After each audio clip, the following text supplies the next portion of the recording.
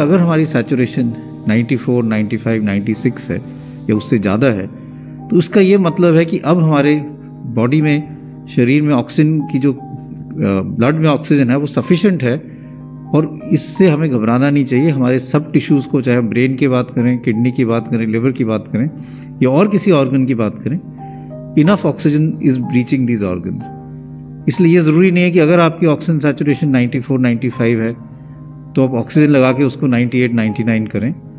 वो एक ऑक्सीजन का मिसयूज़ है।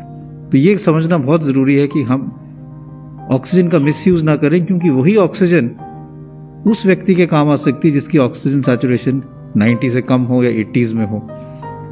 तो एक तो मैं ये कहना चाहूँगा कि ऑक्सीजन की जो जुडिशियस यूज़ है, जब किसी व्यक्ति की सैचुरेशन 93 से कम हो, इससे पहले जब हम लोगों को ऑक्सीजन थेरेपी देते थे, लॉन्ग टर्म ऑक्सीजन थेरेपी जो हम कहते हैं, इनके लोगों जिनको ब्रोंकाइटिस है, फेफड़े खराब है, वो अपना सैचुरेशन 88, 90 पे भी ठीक काम चल जाता था। 92 पे भी उनको ऑक्सीजन कॉन्सेंट्रेटर के साथ काम चल जाता था और ठीक रहते थे। इसलिए ये पैनिक की ज़रूरत नहीं है कि हमें ऑक्सीजन सैचुरेशन हमेशा ही 95 रखनी चाहिए। अगर आपकी ऑक्सीजन सैचुरेशन 92, 93 है तो भी it is all right, but हम यही चाहते हैं कि एक बफर हो, जिससे ऐसा ना हो कि एकदम कम हो जाए और आपको हॉस्पिटल में पहुंचने में देरी हो जाए। इसलिए अगर आपकी सैचुरेशन 94 से ज़्यादा है, आप बिल्कुल ना घबराएं, ऑक्सीजन की कोई ज़रूरत है। कम से कम हो रही हो तो अपने डॉक्टर से संपर्क करें, और अगर ज़रूरी लगता है तो हॉस्पिटल ज़रूर आएँ। दूसरा इंपॉर्टेंट चीज़ है, और ये हॉस्पिटल्स के लिए है, कि वी मस्ट मेक श्योर कि लीकेज ऑफ ऑक्सीजन ना हो। और कई हॉस्पिटल्स में, और ये पहले ये था कि ऑक्सीजन की कमी महसूस नहीं होती थी, तो लो ऑक्सीजन जो था वो बहुत लीकेज हो जाती थी।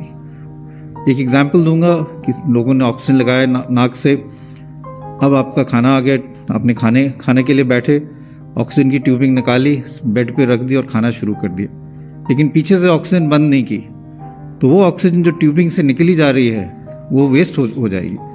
तो इसलिए ऑक्सीजन हॉस्पिटल में लीकेज को रोकना बहुत ज़रूरी है, क्योंकि जब ऑक्सीजन की ज़रूरत ज़्यादा है तो हमें सारे स्टेप्स लेने चाहिए जिससे हम ऑक्सीजन को प्रिजर्व करें, उसकी लीकेज ना करें। तो जहाँ जहाँ पे भी किसी हॉस्पिटल में ऑक्सीजन की लीकेज के चांसेस हैं, all hospital authority should make sure कि देयर इज नो लीकेज, और गवर्नमेंट ऑफ इंडिया की इस पे गाइडलाइंस भी हैं। दूसरा जो हमने गाइडलाइंस में भी कहा है कि अगर आपकी ऑक्सीजन कम हो रही है, आप घर पे हो, तो आप पेट के बल भी लेट सकते हो और डीप ब्रीदिंग कर सकते हो।